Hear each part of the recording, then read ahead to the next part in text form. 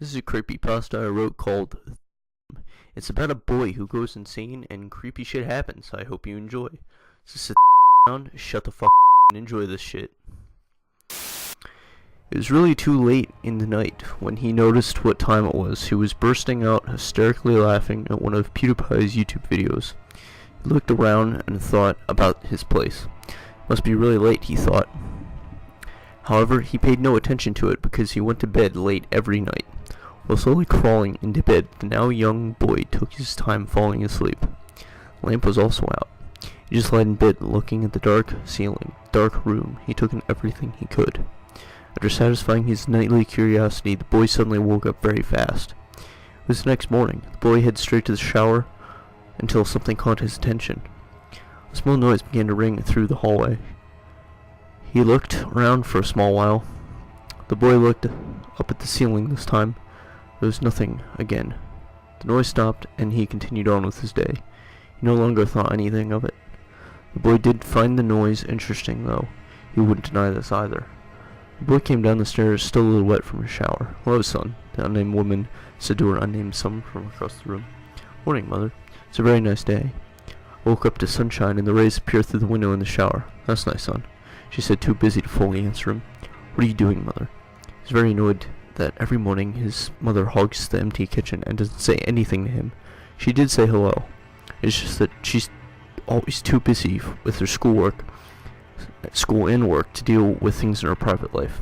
However, this wouldn't mean that she wasn't private in her public life.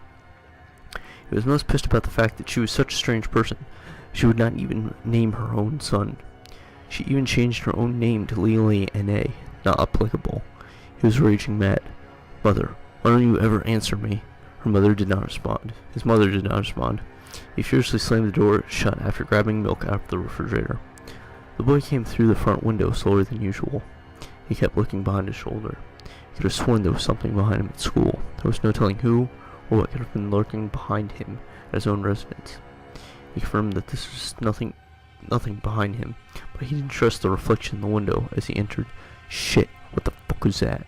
He answered himself, standing in front of the now closed and locked front door. "Maybe I just need a nap," he negotiated his health. He noticed his mother was no longer home. Lights were off, but that was the only thing that seemed normal to his weird day. He looked back outside before going up the stairs for his well-needed nap. There was a shocking noise. It was a shocking noise that caught his attention before he could look behind him. Something must have rubbed up against the hallway walls. He saw nothing before he decided to go upstairs and sleep off all of this paranoia. It was what he would have liked to do, but his focus wasn't so disoriented. If his focus wasn't so disoriented, he was quickly shocked again to hear something moving outside the front door. It was just a bush shaking in the wind. "Why me? Ugh, is this happening?" He mumbled at the top of the stairs. The bathroom door was left open. He also noticed slow flowing water into the sink. He approached the sink very carefully. Laura had stopped just as he did to contemplate the situation. "Must be messed up plumbing or something," he now optimistically concluded. "This all has to be due to paranoia and coincidence," he was now thinking in his head. He then finally got to take his well-needed rest. The boy woke up to his mother closing the thick front door. While laying in bed, he thought that he might listen to what she would do downstairs. She put her coat in the closet. That part was obvious, but something was off. He couldn't tell what she was doing for the next 2 minutes. Was she just standing there? It didn't sound like she moved. His mother finally came upstairs and headed straight to her room. That was the last thing to happen that night. He woke up another time. It wasn't day this time. It wasn't night either. The boy looked in every direction possible. It was white. The room or something, or whatever this place he was in, was just nowhere. This doesn't make any sense. Is it an optical illusion, he thought, in the silent place of nowhere? He quickly turned around to investigate a strange whooshing sound. The sound was something large, black, and foggy. It was floating, and it was like a wall, or like the change of day. Or it was floating, and it was like a wall. How did I say that right? Or the change of day. The place of nowhere he was in turned to black as it surrounded him. He began to suffocate before waking up from his nightmare. He coughed so hard that he spit in his bed. It was still very early in the morning. The young boy looked up at his old bus driver. She smiled, which assured him with a bit of doubt that maybe something will be alright.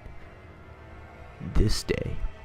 As though nothing will happen, like nothing will happen after everything he has been through in his young life. Was there anything resembling a sliver of hope or optimism? He could always take a nap. There was a risk of going back there. He had sat down and assembled his belongings. It was not long before things started to happen. These were strange things he would have noticed if he had not been laying his head back. The sunshine that overcame the sky that morning had faded. A strange bump and scratch woke him up. The boy looked behind the bus. There was something behind the bus. When the bus turned, so did a car that followed. He watched very carefully until the bus made a complete stop at the school. The boy waited for the school bell by the bus door. When the bell rang, he took off to find the car. He ran through other students and leaped through an arrangement of bushes to catch the moving car. The car began moving after the boy began running toward it. The car was too slow for the boy's youth. The boy made a jump for the back of the car as he tried to maneuver through an alleyway. The car almost stopped when the driver noticed the thump from the impact of the boy. The driver hit the brakes and the boy went falling down. He was unconscious and the driver got away. When the boy woke up, the sky was much darker. There was lightning too. The boy then noticed a small girl standing behind him in his peripherals. She was wearing a large purple day gown, had straight blonde hair, and that was as much as he noticed before she started prancing away. She was giggling, and he thought of following her. That was until she began to fade away. He sat on the top of the building, and something wasn't right, and he fell onto the pavement. The ground was surprisingly clean for an alleyway. Where did I fall? What happened to the little girl? He asked himself in frustration. It was possible that the only ones he could turn to were his friends at school. They weren't really his friends, quote-unquote. They were just a group of smart students who accepted the boy. It was too difficult to find the friends when you don't have a name. The boy made it back to the front of the school. The school is now closed. It could have been long since what happened. The boy looked up at the sky due to a drizzle that smacked his cheek. It had begun to rain. The boy ran to a dense tree close to him. He looked at himself and noticed something strange. He wasn't wet or bruised. There was no blood or indication of the events that happened to him. It furiously bit at him. He knew something would have to explain all of this. The boy suddenly woke up somewhere. He didn't realize he had fallen asleep. He looked around and remembered this horrible place. The boy was in the car, clear white room again. There was nothing all over but the clear white walls. Then he realized they weren't walls. He started walking as though it were an endless path. The boy was well aware that at some point there will be a whooshing sound. Then something made that sound. His prediction became reality for only a few seconds. There was something different this time. He noticed that the sound only came beside a long path of silence. The boy began to test this theory. He walked deeper into the endless path and seemed to place he was in became water. Everything seemed to be quieter. Then the whooshing sound flung itself behind him. He looked behind him. The boy noticed something move. He couldn't really see it. It could have been clear. If it was, the boy knew something was still there at some point. Then the whooshing sound flung itself behind him again. He turned around, and a light flashed before his eyes could adjust. The boy was now in a dark place. It was just as before, except the abyss wasn't white. The endless path had turned black. A whooshing sound shot behind him. He turned around and noticed a small fraction of light. He could feel something watching behind him.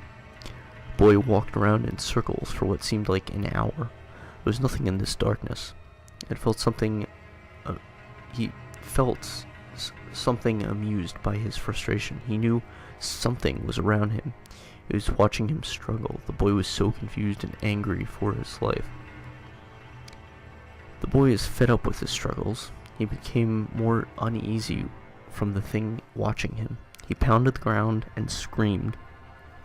The boy woke up in his body again. He looked around himself and noticed the school. A light across the road sparkled in his direction. He decided to follow the glimmer. It seemed to be taking him home. It followed all of the same routes except one. They made a wrong turn while going to his home. The boy now knew where he was going forever. They were going to a graveyard. Alright, and that is my creepypasta that I wrote called The Room. I think I said this already, but it's about a boy who goes insane and creepy shit happens. And, if you can tell with the ending, I'm not going to give away the ending.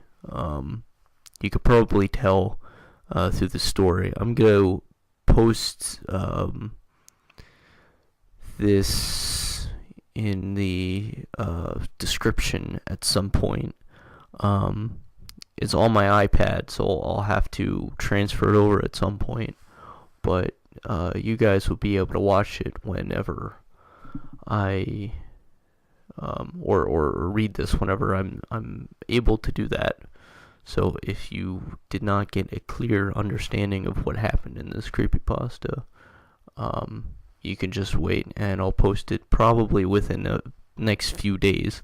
I don't have time to do it now. As a matter of fact, I don't even have time to do this video. I have like 5 minutes. So that is my creepypasta. Let's see, it's like 11 minutes. Oh wow, this video isn't that long. Alright. Thank you for watching. I hope you enjoyed. See ya.